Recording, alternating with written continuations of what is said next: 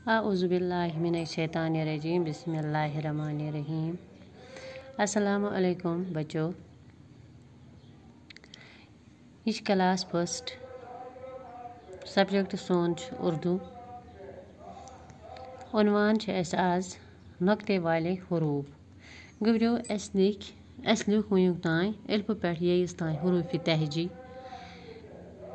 अस लिख वारिया फिर वाच तय इंशाअल्लाह ताला लोगमुत पता कि कित पठन लिखुन हरफन हज पहचान गई तय। गबरो आज वो यथ मज नक्ते वाले हरूफ, यानी तुम हरूफ यमन पेट या मंज या तल कन नक्त यानी फ्यूर यथ वन कशर पाट।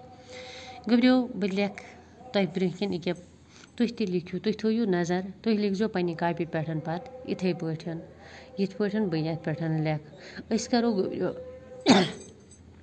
अस करो अत छांट कि नक्त वल हरूफ कुस कुस यथ हरूफ तहजीस मज इवान। गबरो गथै लिखो तमो मज बे तल कन अख नक्त इथे पठन पे तल कन त्रे। गबरो ते पे ज पे से पे त्रे। गबरो पे लिखो जीम, जीमस मज बाग अख, पे लिखो चीम, चीमस मज बाग त्रे।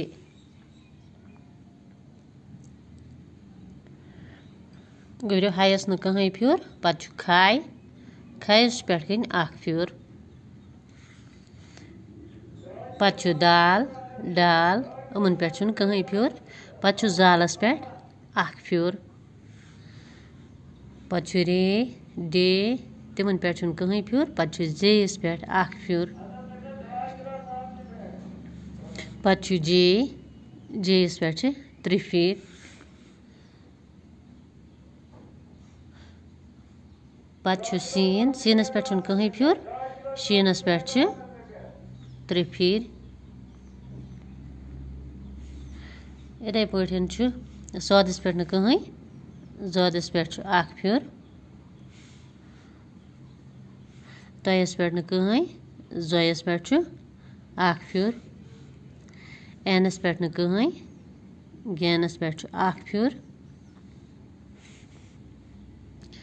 पे फेस पे अख फ्यूर, कफस पे ज फिर,